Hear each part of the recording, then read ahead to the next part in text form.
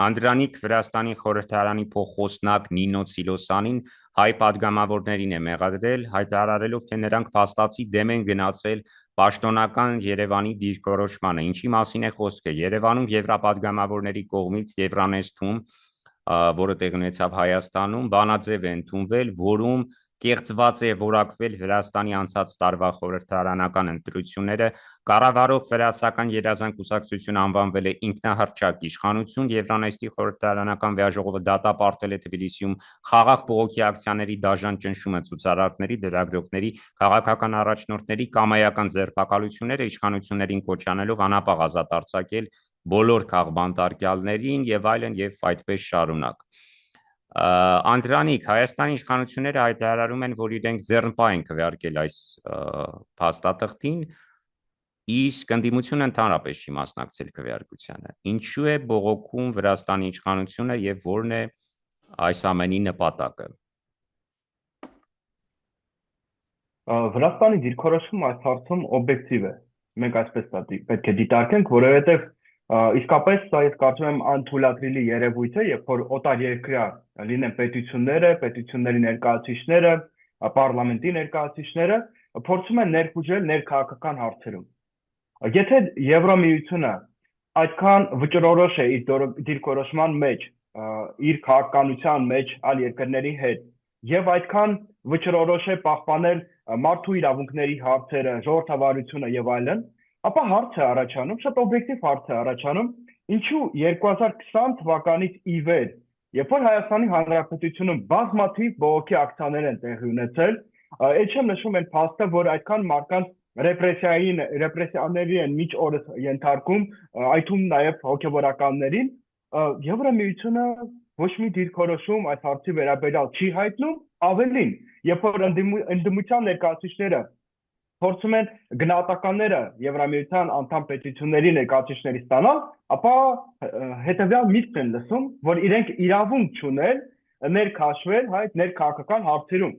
եւ ամբողջությամբ պաշտպանում են ժողովրդավարությունը, որը արկա է ըստ իրենց Հայաստանում 2018 թվականից։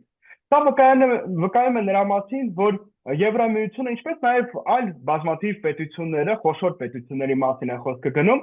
ունեն իրենց սեփական շահերը եւ երկհարկականությամբ են զբաղված փաստացի, այսինքն երբ որ իրենց շահերից է բխում, իրենք խոսում են դրա մասին։ Երբ որ իրենց շահերից չի բխում, իրենք լռում են եւ նախընտրում են հետեւյալ միտքը արտաբերել, որ իրավունք չունեն ներքաշվել ներքաղաքական հարցերի մեջ։ Իհարկե, այս պարադիգմում, այս համատեքստում անընդունելի է, որ Հայաստանում նմանատիպ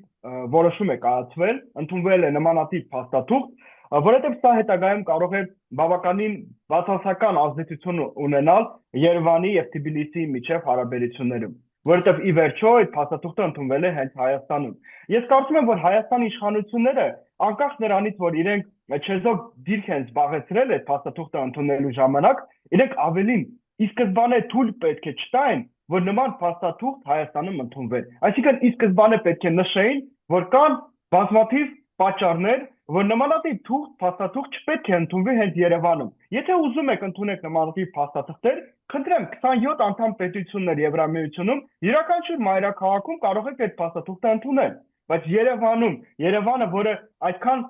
փոխկապված է Վրաստանի հետ, հատկապես տնտեսական տեսանկյունից, լոգիստիկայի տեսանկյունից, ի վերջո մեր արևտրի 85-90%-ը Վրաստանի միջոցով է, տրանզիտով է իրականացնում, եւ մենք բազմաթիվ արդեն իսկ փորձեր ունեցել ենք, երբ որ մեր հարաբերությունները Վրաստանի հետ վատթարանում են, խնդիրներ են առաջանում,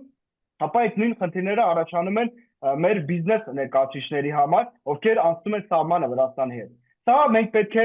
կանխատեսենք, թույլ չտալով նրա համար, որ այս փաստաթուղթը ընդունվեր առաջին հերթին Հայաստանում եւ հետագայում ինչ-որ բացասական ազդեցություն ունենալ Երևան-Թբիլիսի հարաբերությունների վրա։ Պատահական է արդյոք եվրապատգամավորների կողմից այդ հարցը բարձրացնել, քվեարկել